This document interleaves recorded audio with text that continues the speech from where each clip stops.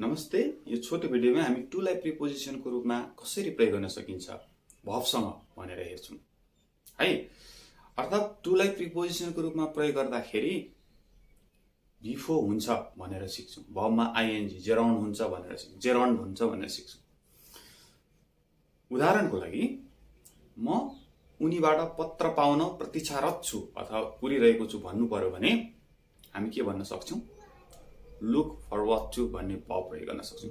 यो look forward to को to part छ, त्यसले प्रिपोजिसनको काम गर्छ। So you would say I am looking forward to receiving his reply. त्यस्तै अब्जेक्ट टु कुनै चीजको प्रतिवाद गर्नु। जस्तै तपाईहरु साथी मिलेर अथवा हामी साथी मिलेर सिनेमा जान चाहिँ खोजिरहेका छौं, but some of our friends or one of our friends is wet blanket भनेको ग्रुपमा नमिल्ने छ। He can object to going to the movie.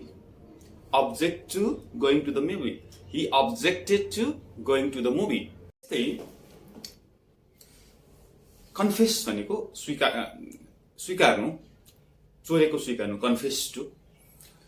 उनले मेरो कलम चोरेको स्वीकार गरिन् भन्दाखेरि we would say she confessed to stealing my pen. Huh? Confessed to. In the same way, adjust to. Adjust to भनेको चाहिँ समायोजन गर्नु। अब तपाई तराईमा हुनुहुन्छ त तपाई कुनै ठाउँमा हुनुहुन्थ्यो, गाउँमा हुनुहुन्थ्यो, काठमाडौँमा आउनुभयो, अब जीवनमा समायोजन गर्नु। म जीवनमा चाहिँ काठमाडौँमा बाँच्ने कुरामा समायोजन गर्न सकिरहेको छुइनँ भन्नु पर्यो भने I am finding it difficult to adjust to living in Kathmandu. To live भन्नु मिलेन है। Adjust to living in Kathmandu. Adjust to being with someone. अब कोही मान्छे एक्लै हुनुहुन्छ, you were unmarried and you got married. Just you recently got married and you are now adjusting to living with your partner. हैन? Married life र unmarried life को त difference छ नि त, राइट? यही क्रममा अर्को भाव छ डिभोट टु अथवा प्रतिबद्ध गर्नु अथवा आफूलाई चाहिँ त्यसमा एकदम जिलो ध्यान दिएर लगाउनु। जस्तै लक्ष्मी प्रसाद देवकोटाले कविता लेखनमा आफ्नो जीवन समर्पण गरे भन्नु पर्यो भने हामी के भन्न सक्ने भयौं?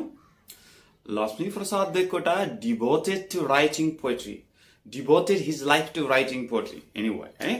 अथवा we should devote to doing what we are doing. हामी जे गरिरहेको छौं त्यो गर्न आफूलाई डिभोट गर्नुपर्छ, समर्पण गर्नुपर्छ। हो? यही क्रममा अर्को एउटा वर्ब छ हामीसँग टेक टु।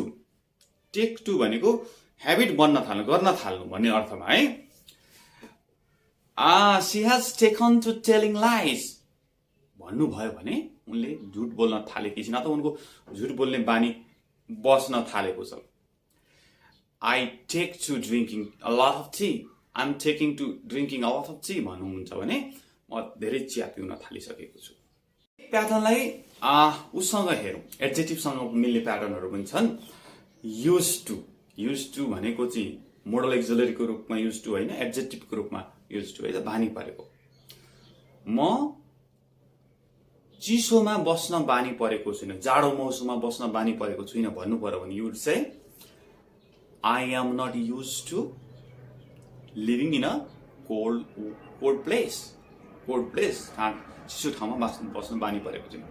यसै क्रममा सम्बन्धित अर्को एउटा पनि एडजेक्टिभ छ accustomed to, सेम थिङ है। हामी अरूको सल्लाह लिन बानी परेका छैनौं। We don't like to do that है।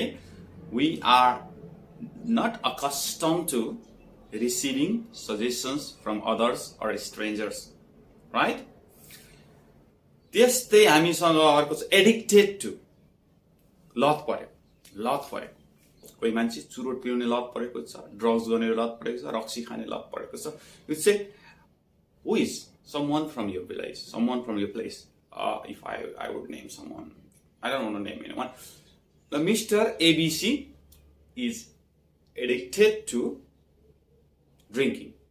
त्यसमा त ड्रिंकिङमा मात्र लत पर्दैन नि, कोही pornography हेर्न लत परेको छ। Somebody is addicted to watching pornography. So you got it right?